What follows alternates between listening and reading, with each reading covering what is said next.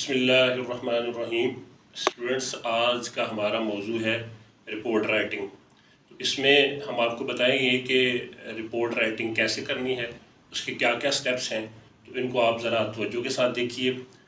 Report वो होती है चीज़ जो आप अपना मुशाहिदा, अपना तजुर्बा, जो आप चीज़ें देखते हैं उनको आप रिटन फॉर्म में लिख देते हैं।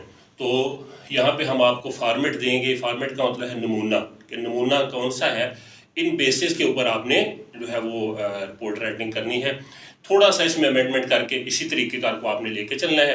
और आप स्टेप्स जो है वो देख लें कौन से हैं। बिल्कुल इजी है ये format of report writing. Format का मतलब होता है नमूना, अंदाज, तरीक़ेकार जो है कि रिपोर्ट राइटिंग कैसे लिखनी है। तो सबसे पहला जो स्टेप है इसका वो है डेट। आपने राइट साइड पे जो है ना वो डेट डालनी है। मिसाल के तौर पे अगस्त 6 आज जो डेट है 2023, और उसके बाद फुल स्टॉप। आपने कामे का और फुल स्टॉप का जो है ना बहुत ज़्यादा ध्यान रखना है।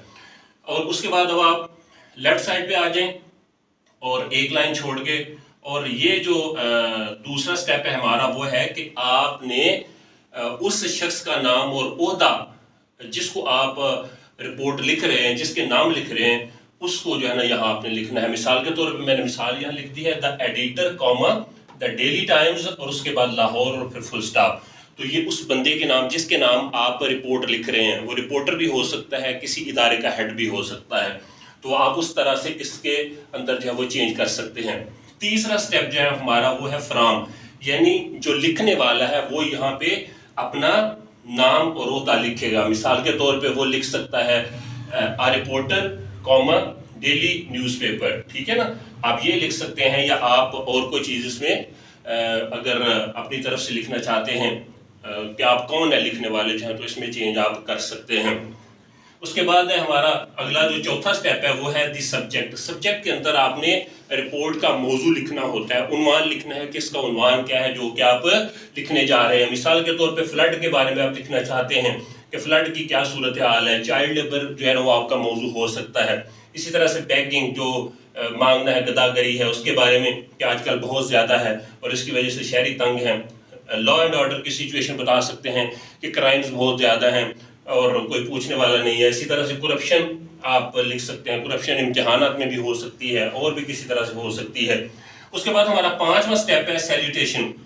सैल्यूटेशन का मतलब होता है आदाब व अलकाब, यानी आप एहतराम के साथ उस शख्स का जो है उसको सर या मैडम कह के आप पुकारते हैं, और फिर फर्दर जो है ना वो आप आगे रिपोर्ट लिखते हैं। नंबर 6 अगला जो आपका स्टेप है, छठा, वो है the main body of the report, और ये मेन बॉडी होगी। इसके अंदर आपने 3 स्टेप्स हैं, इनको ज़रा अच्छी तरह से देख लें। सबसे पहले है इंट्रोडक्शन। आपने बताना है कि रिपोर्ट जो आप लिखने जा रहे हैं उसका मकसद क्या है। दूसरा जो है ना रिपोर्ट फाइंडिंग्स। रिपोर्ट फाइंडिंग का मतलब है कि आपने जो चीज़ें देखी, जो हकायक हैं, अहम बातें, अदाद शुमार वगैरह वगैरह, जो आप जिसके ऊपर आप रिपोर्ट लिखने जा रहे हैं वो यहाँ पे आपने लिखने हैं। और तीसरा है कंक्लूजन एंड सजेशंस, यानी जो आपने सारा लिखा उसको अगर आप इख्तसार के साथ बताएंगे तो क्या बताएंगे, वो क्या है, उसका अंजाम क्या है, नतीजा क्या है। और फिर आखिर में आपने सजेशंस भी देनी है, मशवरे देने हैं कि अगर ये बुराई है, अगर ये मसला है तो उसका हल क्या है।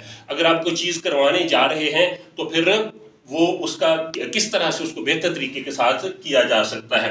और 7वां स्टेप जो है ना वो है सिग्नेचर, यानी कि आपने साइन लिख देना है और उसके नीचे जो है ना वो आपने XYZ लिख देना है।